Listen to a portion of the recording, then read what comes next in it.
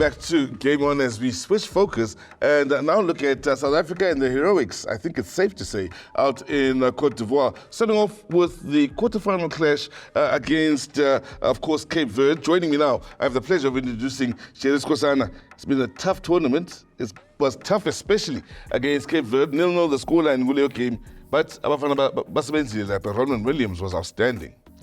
Thanks, Steve. Yes. Truly, I mean, we didn't have a lot of chances. We were lucky that Cape Verde didn't punish us because So,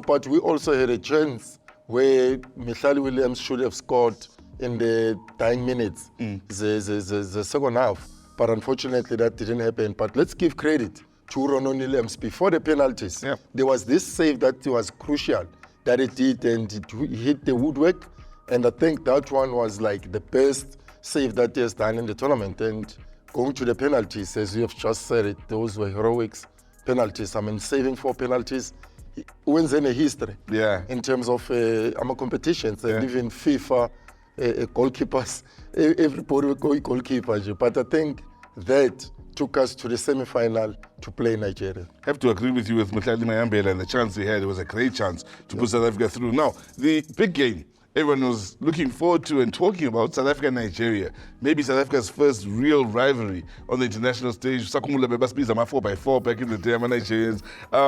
But here's a game that came down to penalties at the end, but there was also penalties during the game. We won the game. South Africa being a chance to win, but finally to win. Well, yeah, for me, I can give credit to South Africa. Really, the way we played, keeping ball position, the confidence that we showed against Nigeria. Ukumbolo game Wednesday. That was the game because we still have this World Cup qualifiers against Nigeria. So the boys were so optimistic that they can stand the ground against Nigeria, and Benzile on Wednesday. To me, that was the best game ever, and yes, of course, we were just unfortunate with Osime, taking on Mvala, boxing, and Mvala made that foul. It was a penalty. But when they scored the second goal, which was Osime, remember, we had a foul before, good box in Nigeria, where Yusuf kicked Pesitao, and the referee made a play on in that foul.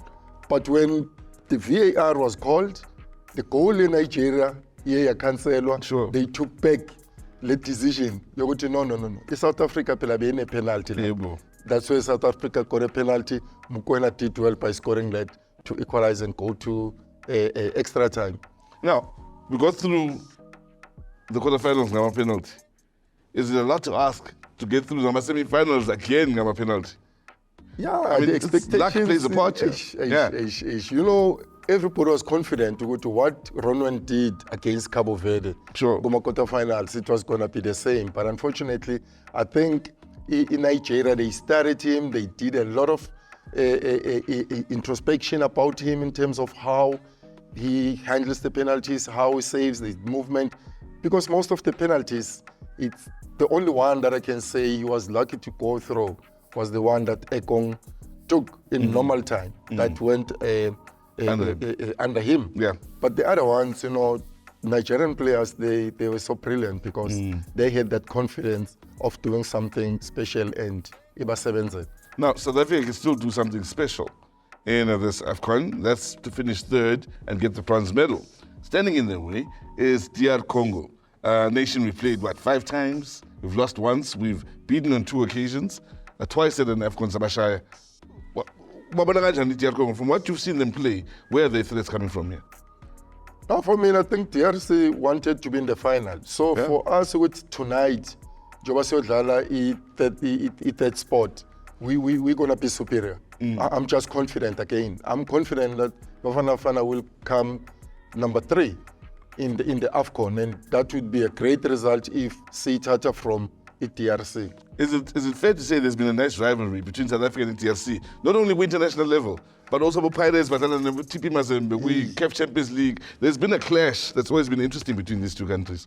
Kakul. You know, if ulandeli history CAF Champions League, I also come from Zaire then, Yeah, you know, before sure. to DRC, Democratic Republic of Congo. But look, it's been something, a good history between Tina and Nabo, the rival in terms of club football. So it's going to be taken over in terms of international football. And I hope and wish tonight we become the best team by beating DRC. So it's not just another third and fourth playoff. It's an important game where you have to win. Truly important, because that will be a moral booster from what we did overall go AFCON. I mean, our performance was brilliant. The way we play football, you look at our physique, it's not that much, but the confidence, the way Sildalanga corner, the way we keep possession, the way attack, even though we will allow loopholes in terms of our forefront guys, in terms of taking those chances. But overall, I think South Africa was the best. Well, they certainly did play some great football. Did Bafana Bafana, and that surprised a few. I think it's safe to say by reaching the semi-finals of this Africa Cup of Nations. Thank you so much to Sikhosana. We keep the show moving. On the other side of this, as Christopher Bongo joins us, and we have a few members of the Hollywood Best team also joining us to help your betting experience become a little bit easier.